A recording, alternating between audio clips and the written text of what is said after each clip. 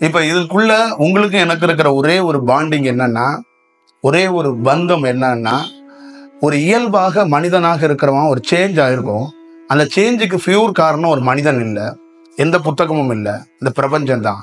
ஆனா சேஞ்ச் ஆகிறதுக்கு நிறைய புத்தகங்களும் நிறைய மனிதர்களும் காரணமாக இருந்திருக்கிறாங்க. முழுமையா சேஞ்ச் ஆனதுக்கு அப்புறம் தான் தெரிஞ்சிச்சு யாரும் காரணம் கிடையாது, இந்த பியூரா அந்த பிரபஞ்சம் தான் காரணம். இந்த பிரபஞ்சங்கிற வார்த்தையை ஏன் பயன்படுத்துறோம் அப்படின்னு கேட்டீங்கன்னா, நம்மளே அங்க ஒண்ணும் இல்ல, அங்க மனிதனாக இருக்கிறவன் களவாடப்பட்டுட்டோம். களவாடுனதுனாலதான் நம்ம பிரபஞ்சம்னு சொல்றோம். இல்லைன்னா அதை பிடிச்சுக்கிட்டு நம்ம சொல்ல முடியாது. அதையும் சொல்லிட்டா தேரியா போயிடும், ஒரு வார்த்தையா போயிடும், ஒரு செயலா போயிடும். ஒரு ஊர்ல போய் ஒரு வகுப்பு நடத்தணும்னா பல பிளான் இருக்கும், பல செயல் இருக்கும். அதெல்லாம் இல்லாம இந்த ஊருக்கு ஒரு போகணும், இந்த ஊர்ல ஒரு வேலை செய்யணும்னா அங்க நம்மன்னு ஒருத்தன் இல்லாமையே அது இயற்கையாக நவுத்திட்டு வருதுன்னா இது பேர் என்ன சொல்லலாம்? எங்கேயோ பிறந்திருது ஒரு நதி, அது நம்ம ஊர்ல அப்படியே ஓடுது. ஆகாயத்துக்கு நமக்கு எத்தனை மைல் இருக்கு, அங்க உருவாகி ஆகாயத்துல இருந்து ஒரு மழை பொழிவை கொடுக்குது. அது நம்ம வீட்டு வாசல்ல அந்த தண்ணி வந்து போய்கிட்டே இருக்கு. அந்த மாதிரிதான் இதுதான் பிரபஞ்சத்துடைய செயல் வடிவம். எங்கேயோ இருக்கிறோம், நாம ஏதோ ஒரு செயல்ல இருக்கிறோம். ஆனா உங்க வீட்டு வாசல்ல ஒரு நதியா ஓடுறதுக்கான ஒரு வாய்ப்பு மாதிரிதான் இது. அப்ப அது தேர்வு பண்ணுது ஒரு இடத்த, ஒரு செயலை, இங்க இருக்கிறவங்களை சந்திக்கிறதுக்கான ஒரு வாய்ப்பு அது உருவாக்குது. ஒரு ஆசிரியர், ஒரு பெரிய குரு வந்து உருவாக்க கூடாது. இன்னார் வந்துருங்க, இத்தனை மணிக்கு வந்துருங்க, இப்படி வந்துருங்க, இந்த பேர் வச்சிருக்கவங்களும் வந்துருங்கன்னு நம்ம சொல்ல முடியாது. இங்க வந்திருக்க அத்தனை பேர்த்தையும் நாம் அழைக்கவில்லை, இவ்வளவுதான் விஷயம். அப்ப இந்த நேச்சர்ல இருந்து ஏதோ ஒரு தொடர்பு இருக்கிறதுனாலதான் அதுக்கான வாய்ப்புகளை உருவாக்கப்படுது. ஏன் நல்லா ஞாபகம் வச்சுக்கோங்க, எனக்கு தாயாக தந்தையாக குருவாக இருந்தது இந்த நேச்சர் தான். அது உருவாக்குனதுனாலதான் நான் ஒரு சேஞ்ச் ஆயிருக்கேன். வேற எந்த இதுலயும் சேஞ்ச் கிடையாதுங்க. ஞானம்ங்கிறது நீங்க நல்லா ஞாபகம் வச்சுக்கோங்க, எதுல இருந்தும் கிடைக்காது. கிடைக்கிறதுக்கு முன்னாடி இதுல இருந்து கிடைக்குது, அதுல இருந்து கிடைக்குது, பல பொருட்கள் நீங்க வந்து பார்க்கலாம். ஞானம் கிடைத்ததுக்கு அப்புறம் எந்த பொருளையும் இந்த பொருள்ல இருந்து கிடைக்கலங்கிறத நீங்க உணர்ந்துடுவீங்க. அதுதான் ரொம்ப ரொம்ப முக்கியம். நீங்க சாரதா வந்து கணவனா ராமகிருஷ்ணரை பார்க்காததுக்கு காரணம் என்னன்னு நீங்களே நினைச்சு பாருங்க. ஒரு பெண்ணு தாலி கட்டிட்டாரு, அவர் தான் கணவர், அவர் கணவர் தானே நினைக்கணும். அவர் கணவரா பார்க்கலன்னா அப்ப என்ன செயலுக்கு அவங்களுக்குள்ள நிகழ்ந்திருக்கும் அப்படிங்கிறத நீங்க பாருங்க. கட்டுப்படுத்திக்கிட்டு தம்ம அம்மா கொஞ்சம் சாமி மாதிரி இருக்காங்க, அப்பா சாமி மாதிரி இருக்காங்க, தம்பி சாமி மாதிரி இருக்காரு, அவங்களை டிஸ்டர்ப் பண்ணாம இருக்கணுங்கிறது வேற, தானாவே மாறி போறதுங்கிறது வேற. இங்க யாருமே யார் வீட்லயும் தானாலாம் மாறி போகலங்க. உங்க வீட்டுல உங்களை சுதந்திரமெல்லாம் விடல, சுதந்திரமா விடுற மாதிரி ஒரு ஆக்ட் கொடுக்குறாங்க. எந்த வீட்லயும் எந்த பெண்ணுக்கோ எந்த ஆணுக்கோ சுதந்திரமே கிடையாதுங்க. நல்ல ஞாபகம் வச்சுக்கோங்க. மனிதனாக பிறக்கப்பட்டவன் யாருமே சுதந்திரம் யாருக்கும் கொடுக்க மாட்டான். ஒரு ஆணும் சரி, ஒரு பெண்ணும் சரி, சுதந்திரம் கொடுத்த மாதிரி 10 வார்த்தைகள் அவனுக்கு பிடிச்ச வார்த்தைகளை அள்ளி அள்ளி வீசிக்கிட்டு இருப்பாங்க. இதுதான். ஆனா இந்த பிரபஞ்சம் என்பது அப்படி இல்லை. அங்க முழு சுதந்திரம் என்னன்னா, நீ அதுவாக மாறி போனாதான் சுதந்திரம். அப்ப அங்க என்ன ஆயிடுச்சு சாரதாவுக்கு, அங்க எதிரில் இருக்கிறவரு வேற வடிவத்துல இருக்கிறாரு, அவரை எந்த வடிவத்துல இருக்காரோ அந்த வடிவத்துல இருந்தா நம்ம பார்க்கணும், இதை காட்டி கொடுக்கணும்ல. உங்க அப்பா சாமியா இருக்காருன்னா அவர் சாமி மாதிரி அப்படின்னு சொல்லுவீங்க. அவர் சாமி தாங்க. புதன்கிழமை அன்னைக்கு சாமிங்க, வியாழக்கிழமை அன்னைக்கு அவருக்கு பொழப்பு இல்லை, எப்ப பார்த்தாலும் சாமி சாமின்னு சொல்லிட்டு இருப்பாருங்க. வெள்ளிக்கிழமை அன்னைக்கு இன்னும் வேற ஒரு டைலாக்க மாத்திருவீங்க. இன்னும் உங்களுக்கு வீட்டுக்குள்ள சோகம் நடந்துச்சு, கஷ்டம் நடந்துச்சுன்னு உங்க அப்பா அம்மாவே கொஞ்சம் திட்ட ஆரம்பிச்சிருங்க. இந்த சாமி சாமின்னு சொல்லிட்டு இருக்கீங்களா, இதனால என்ன கிடைக்க போகுதுன்றீங்க.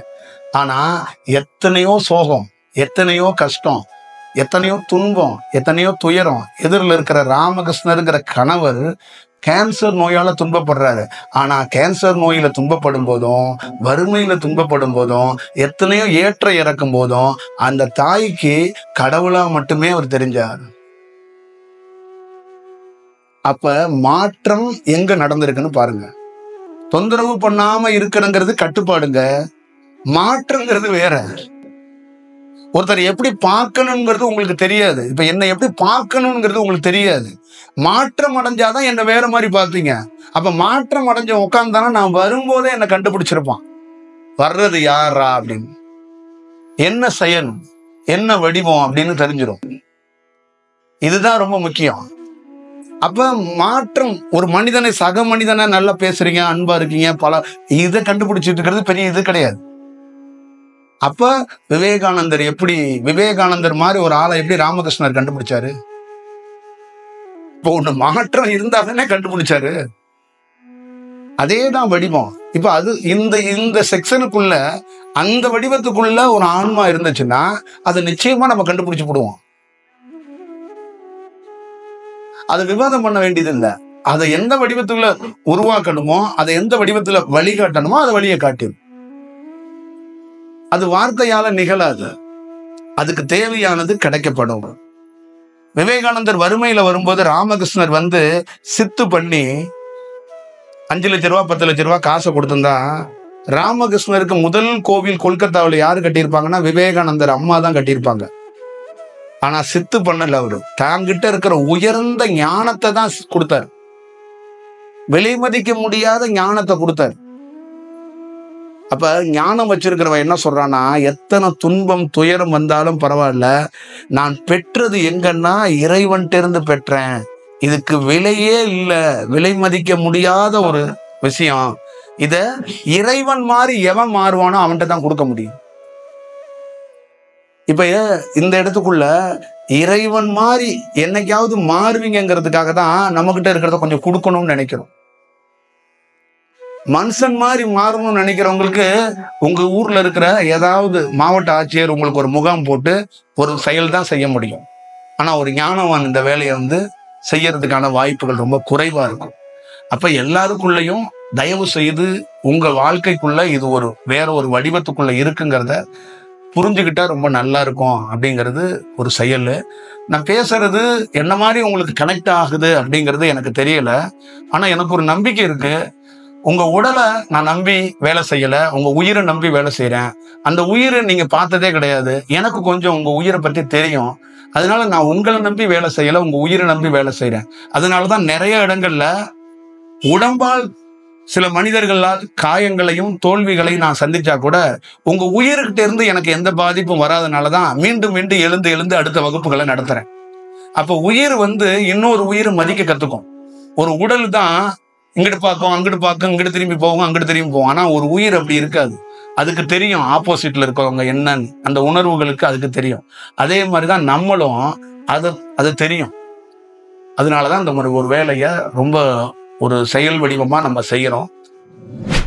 இது காரணம் வந்து ஆகாயம், வானம், இந்த சொல்ற சூரியன் சந்திரன் மாதிரி இந்த பிரபஞ்சம் தான் காரணம். இந்த பிரபஞ்சத்திலிருந்து நமக்கு அப்படி ஒரு சேஞ்சை கொடுத்ததுனால இந்த பிரபஞ்சத்தோட வெளிப்பாடு தான். அவ்வளவுதான் அதோடைய செயல்பாடு. இதோட உண்மை தத்துவம் என்னன்னு கேட்டீங்கன்னா, பெற வேண்டிய இடத்துல பெற்றீங்கன்னா அது என்ன நிகழுமோ அது நிகழும். அதை வேற மாதிரி நீங்க பெற்றுட்டீங்கன்னா அது சரியா இருக்காது. என்னை பொறுத்தளவுக்கு என் வாழ்க்கையில மறக்க முடியாதது 2 தருணம் இருக்கு. ஒண்ணு, என் தாய் வந்து எனக்கு வந்து என்னை கொஞ்சம் அனாதையா விட்டது தான் என் வாழ்க்கையில ரொம்ப பிளஸ்ன்னு நான் நினைக்கிறேன். அதே மாதிரி என் தகப்பனும் எனக்கு கொஞ்சம் சொத்து சேர்க்காம வச்சதுதான் பெரிய பிளஸ்ன்னு நினைக்கிறேன். சேர்த்து வச்சிருந்தாருன்னா நான் நிச்சயமா தோத்து போயிருப்பேன். அவர் கொஞ்சம் சேர்த்து வைக்காம விட்டதுனாலதான் அந்த பலவீனம் வந்து எல்லா பொருட்கள் மேல இருந்த மோகத்தை ஒரு நாள் உடைச்சு எறிஞ்சிருச்சு. ஒரு நாள் எனக்கு வெளியில பார்த்துக்கிட்டு இருந்தவனுக்கு என்னுடைய பெரிய ஒரு அதிதீவிரம் இந்த பின்னாடி இருக்கிற 2 படம், அந்த ராமகிருஷ்ணர் விவேகானந்தரோட படம் தான் வெளியில பார்த்துக்கிட்டு இருந்தவனை உள்ள பார்க்க வச்சாட்டு. இந்த உலகத்தை வெளியில பார்த்தவன் முதல் முறையா என்ன பார்த்தேன். அவ்வளவுதான் எனக்குள்ள நடந்த மாற்றங்கிறது. வேற எதுவுமே கிடையாது. வெளியில தேடினவன் ஒரு நாள் எனக்குள்ள தேடும் போது இந்த பிரபஞ்சம்தான் நம்மளை இப்படி தாய் தகப்பன் மூலியமா அனாதையா வச்சிருக்கிறதுக்கு காரணம் என்னன்னா, நம்மளை இப்படி ஒரு வாய்ப்பை உருவாக்குறதுக்காக தான் அப்படிங்கிறத அந்த அந்த அந்த சூழலை வந்து நான் உணர்ந்தேன். அப்ப லைஃப்ல நம்ம வந்து எல்லாத்துக்குள்ளேயும் என்னன்னா, இது வெறும் கடவுள் அப்படிங்கிறது மட்டும் இல்லை. இது உள்ள நீங்க பார்த்துட்டா இது ஒரு நீங்க வேற ஒரு தருணத்தை நீங்க வந்து ஒரு லைஃப்பை வந்து பார்க்க முடியும். இப்ப அதே வாழ்க்கையில அதே உடல் தான் நீங்க போட்டிருக்க மாதிரி நானும் ஒரு சட்டை போட்டிருக்கேன், நானும் இப்படிதான் இருக்கிறேன், நானும் கொஞ்சம் சாப்பிட்றேன், நானும் நகரங்கள்ல பயணிக்கிறேன், நானும் ஒரு இடத்துல தங்குறேன். ஆனா உங்களை மாதிரி நான் தூங்கல, உங்களை மாதிரி நான் எந்திரிக்கல, நான் வேற வடிவத்துல இருக்கிறேன். இது எனக்கு மட்டும் நிகழும் அப்படிங்கிறது இல்லை. அதுதான் ரொம்ப முக்கியமானது. இப்போ எனக்கு மட்டும் நிகழும்னா இந்த செல்ஃபா நான் வந்து என்னை ஸ்டடி பண்ணிட்டு அப்படியே போயிருந்துருக்கலாம். இது ஷேர் பண்ண வைக்கிறது நான் காரணம் கிடையாது. இதனால எனக்கு என்ன நடந்துட போகுதுன்னு நீங்க நினைக்கிறீங்க? ஒரு வகுப்புங்க நடத்துறோம், இதனால என்ன நடந்துட போகுது, எனக்கு என்ன நடந்துட போகுது? ஏன்னா ஒரு ஞானவானுக்கு எதுவுமே வேண்டாம்னு சொல்றவருக்கு ஒரு 100 மாணவர்கள்ட்ட உட்கார்ந்து பேசி அவருக்கு என்ன நடந்துட போகுது? அதுவும் கூட ஒரு விதமான ஒரு ஒரு பொருள் செயல் மாதிரி தானே போயிடும். ஒரு ஒரு ஏதோ ஒரு ஒரு திட்டம் மாதிரி தானே ஆயிரும். இப்ப இந்த திட்டத்துக்கு நாம காரணமா இல்லை. அப்ப லைஃப்ல நம்ம என்ன கத்துக்கிட்டோம்னா, இந்த சேஞ்ச் ஆனோம்ல, அதை ஆக்குனது அவங்க, உங்ககிட்ட அமுச்சு விட்டது அவங்க. அப்ப நான் அங்க இல்லை. இப்ப இந்த மந்திரம், இந்த தியானம் அது என்னது இல்லை. ஃபர்ஸ்ட் அதை நீங்க ஞாபகம் வச்சுக்கணும். அது என்னோட ஓன் ப்ராப்பர்ட்டி இல்லை, அது ஏன் சொத்து கிடையாது. நானே ஒரு அனாதையா இருக்கிறவனுக்கு எப்படி சொத்து என்ன சொத்தா மாறும்? அது பிரபஞ்சத்துடையது. அந்த செயலை நீ எதை பெற்றியோ எதை பார்த்தியோ அதே மாதிரி ஒரு வாய்ப்பை எந்த தருணத்தையாவதையும் ஒரு மனிதன் பெறறதுக்கு வாய்ப்பை உருவாக்குங்க அப்படிங்கிறத சொல்லாம நம்மளை செய்ய வைக்கிறாங்க. இப்ப நான் மனிதனா இருந்தேன்னா நிச்சயமா பிரபஞ்ச சொல் பேச்சை கேட்டிருப்பேன் நினைக்கிறீங்களா? இந்த உலகத்துல எவ்வளவு புத்திசாலி மனிதர்கள் இருக்காங்க, எவ்வளவு கண்டுபிடிப்பு நடத்தப்படுகிறது. தயவு செய்து உங்க இதயத்துல கையை வச்சு சொல்லுங்க, யாராவது ஒருத்தர் பிரபஞ்ச பேச்சை கேட்டு வேலை செய்யறாங்கன்னு சொல்லுங்க. இந்த உலகத்திலே பிரபஞ்சத்தை மையமா வச்சு வேலை செய்யறவங்க விஞ்ஞானிங்க. ஒரே ஒரு விஞ்ஞானிய சொல்லுங்க. என் தாய் தந்தையா நினைச்சு இந்த ஆகாயத்தை நினைச்சு வேலை செய்யறேன்னு சொல்லுங்க. யாருமே கேட்க மாட்டாங்க. கேட்காததுக்கு காரணம் என்ன தெரியுங்களா? மனிதன்கிற அறிவு. அங்க மனிதன் இருக்கிற வரைக்கும் யார் பேச்சும் கேட்க மாட்டாங்க. அந்த மனிதனை களவாடப்பட்டா மட்டும்தான் பிரபஞ்சம் என்ன பண்ணுன்னா அது சொல்றத இன்ஸ்ட்ரக்ஷன் கொடுக்கறத கேட்பான் அவருக்கு. இப்ப மனிதன் களவாடப்படலைன்னா, எனக்கு கொஞ்சம் மனிதனாகவே இருந்து கொஞ்சோண்டு ஞானம் கிடைச்சிருந்துச்சுன்னா, நான் உங்களுக்கு பிரபஞ்சத்துக்கு ரூட்ல பிரபஞ்சம் சொல்றதை கேட்டாதானே நான் மாற்ற முடியும். அப்ப என்ன கிடைக்குன்னா, எனக்கு என்ன சுகம் கொஞ்சம் கற்பனை கிடைச்சிச்சோ அதே மாதிரிதான் உங்களுக்கு கிடைக்கும். அப்ப பிரபஞ்சம் முழுசா ஒருத்தர் கையில எடுக்குதுன்னா அங்க மனுஷன் இருக்கக்கூடாது. அப்ப அவன் என்ன பண்றான்? அவன் பிரபஞ்சத்துடைய குழந்தையாக மாறி போறான். அப்ப அது என்ன பண்ணுது? இவங்கிட்ட இருந்து வர்ற பொருள் இது என்னோட பொருள் தான். இந்த ஏற்றுமதியாகி இந்த சந்தையில இறங்குற பொருள் நான் கொடுத்த பொருள், அதை நான் விற்க முடியாது. அதனால இவர் அமுச்சு விட்டுருக்க என்னுடைய பிரதிநிதியா அப்படிங்கிறது தான் இதோடைய பொருள். அது என்னுடைய பொருள் அல்ல. 100% காலையில நீங்க பார்க்குற சூரியன், சந்திரன், இந்த கோள்கள், இந்த பிரபஞ்சம்னு சொல்லக்கூடிய, இந்த ஆகாயம்னு சொல்லக்கூடிய, பஞ்சபூதம்னு சொல்லக்கூடிய அங்கிருந்து கிடைக்கப்பட்ட செயல் தான் அது. தனிப்பட்ட முறையில எந்த ஒரு முயற்சியிலையும் என்னிட்ட இருந்து கிடைக்கப்பட்ட பொருள் அல்ல. அது என்னுடைய பொருளே அல்ல. நான் பேசுற வார்த்தைகள் எதுவுமே என்னுடைய வார்த்தை அல்ல. அவ்வளவுதான் விஷயம். சில நேரம் நமக்கு உள்ள சில நேரம் நமக்குள்ள வலிமை காண்பதில்லை. வெற்றிக்கு விழிப்பு சில கடவுள் ஐயா சொல்லக்கூடிய அந்த பிரபஞ்சத்துடைய பேச்சு அல்லது என்ன வாய்ஸ் அது சில சமயம் கிடைச்சிருக்கு. அதே மாதிரி சில அனுபவங்கள் கிடைச்சிட்டு திரும்ப அடுத்தது கால இடைவெளி இது தொடர்ச்சியான நம்ம அனுபவங்கள் வர முடியுது. என்ன காரணம்? அடுத்த நிலை போகும். கால சூழலும் ஒரு காரணமா இருக்கும். அதே நேரத்துல அதை நம்ம கொஞ்சம் நிதானமா கடைப்பிடிக்கிறதுல கொஞ்சம் தெளிவா கடைப்பிடிக்கணும். அதே நேரத்துல நம்ம சரியான பாதையில பிரபஞ்சத்தால கொண்டு சேர்க்கப்படணும். இப்ப நான் உங்களை கையை பிடிக்கிறதோட பிரபஞ்சமே அவர் கையை பிடிச்சிரு அப்படின்னா, இப்ப நான் இந்த மீட்டிங் அதுவா ஏற்படுத்தினது. இப்ப அதுவே உங்களுக்கான ஒரு வாய்ப்பை உருவாக்கும். அப்ப அந்த மாதிரி ஒரு சூழல் இருக்கும்போது அந்த பாதையிலேருந்து அகலாம நின்னணும். அவன் நிறைய பேர் அந்த பாதையிலேருந்து அகன்றாங்க. இவ்வளவுதான் அதுல இருக்கிற விஷயம். அப்ப அந்த பாதையை எவன் அகலாம பிடிச்சுக்கிறானோ அவன் ஒரு மனிதனை பிடிச்சுக்க கூடாது.